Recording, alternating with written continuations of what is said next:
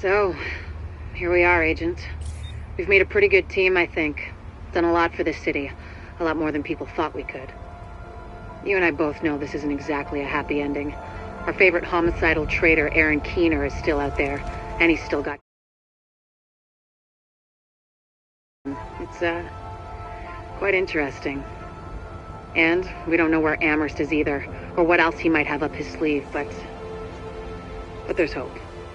Dr. Candle's got the DCD on the road to a vaccine. You broke the LMBs back and the cleaners, and the Rikers too. We took the city back like we promised we would. We're not done yet.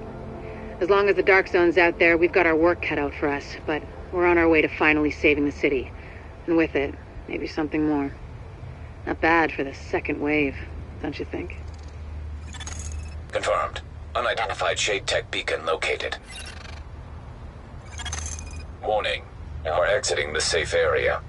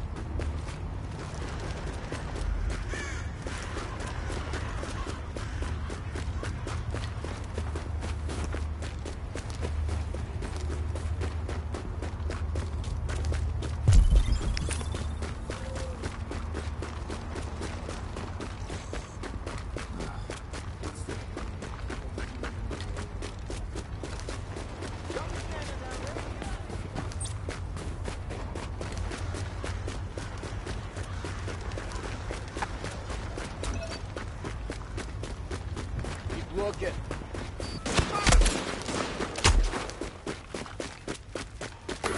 I want to turn with this one. You're gonna try, bitch.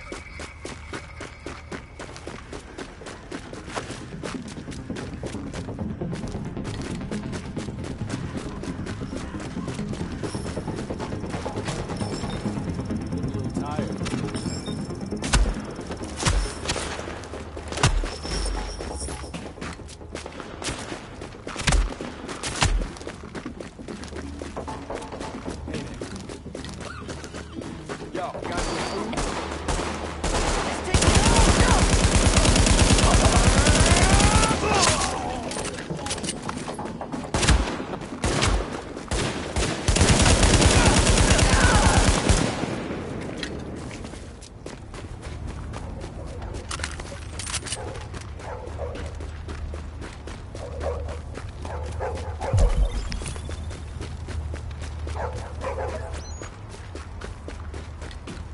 别扣扳机，我只是路过而已。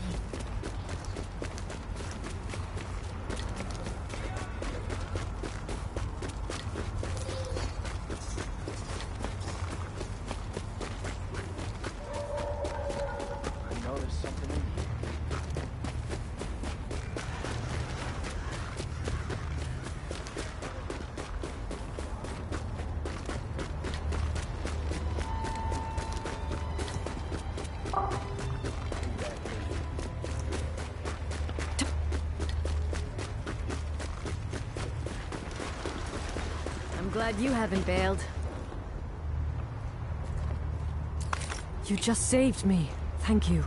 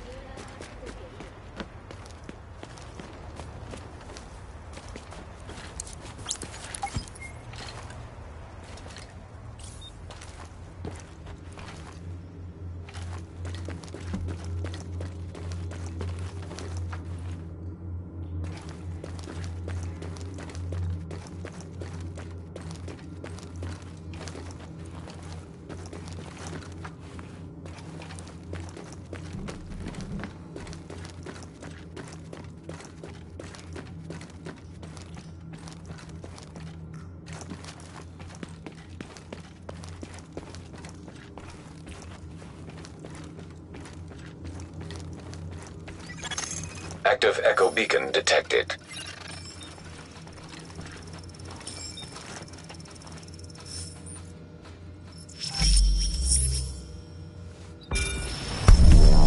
Here I am, Aaron Keener, the First Wave's prodigal son. Normally I'd do this face-to-face, but I'm not 100% sure which way you'll jump. You act one way when Ms. Lau is watching, and another way entirely when you're off the leash. That's an interesting contradiction. You see, I think that deep down, you get it. You know, the old rules, laws, governments, those things died on Black Friday. But the feral PMCs, the convicts, the ones smart enough and good enough to take what they need, they'll survive. Me? I'm gonna prosper. Oh, you could too, but you took an oath, right? You got a duty. Those are both ways of saying that your conscience is fucking you. You ask yourself, who has earned a right to tell you what to do? Do you know how many agents died to hold the Dark Zone just for the brass to give up and put a wall around it? You don't believe me? You should check the place out for yourself. But the people you're working for, they're irrelevant now. Amherst changed how the game is played, and I have got the vision to win. I got Chernenko, I got a DNA printer, and a very interesting recipe book. I'm gonna write my own rules. You should think about getting in on this thing. I'll be seeing you.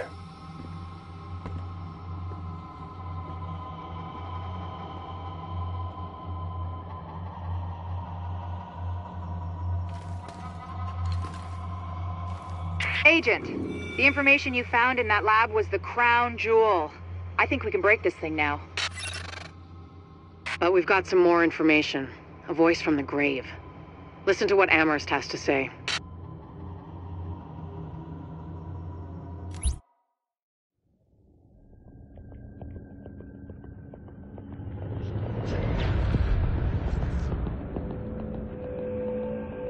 What you're looking at is the smallpox virus, one of the deadliest pathogens on the planet. For centuries, it did a wonderful job of helping keep the human population in check. But times change, and sometimes Mother Nature needs a hand in improving her creations.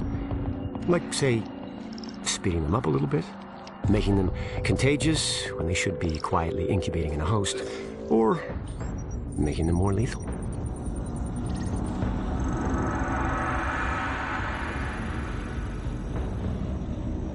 I didn't come up with the approach on my own. My friend Vitaly is one of the pioneers in the field, and the idea has been around for years. Genome as data. You see, once we digitized DNA, we made it infinitely mutable. We could do 1,000 virtual variations in the time it used to take to grow a one-lab-grade generation of pathogens. And we could pick the best, most lethal combinations and make them real. That's how you make a killer virus, you see. Mix in genetic code from other diseases, and you move the sliders all the way up on lethality and virulence. The goal was a 90% mortality rate. I'm not sure my green poison is going to quite hit that, but honestly, that's just details. As long as most of humanity goes, the Earth stands a fighting chance. Technically, technology is what's killing the planet. But that's not really the case. It's the greed that drives the technology. But a funny thing happened on the way to $100 genome maps and 3D printed plastic toys. Someone figured out those technologies could be repurposed, modified for the greater good. Me. Now, my virus is going to do what nature's always done. Decide who lives and who dies. And if nature decides I die, then I die. If nothing else, I'll have a lot of company. Natural selection at its finest, helped along by a little unnatural genetic manipulation. It's all data, really. Life's just a method of processing it. The same way I processed the smallpox genome on my laptop. And who's to say that wasn't the plan all along? If, by some miracle, you survive green poison, then nature's decided you deserve to live. The rest of us shouldn't and won't. Godspeed. I'll see you in hell.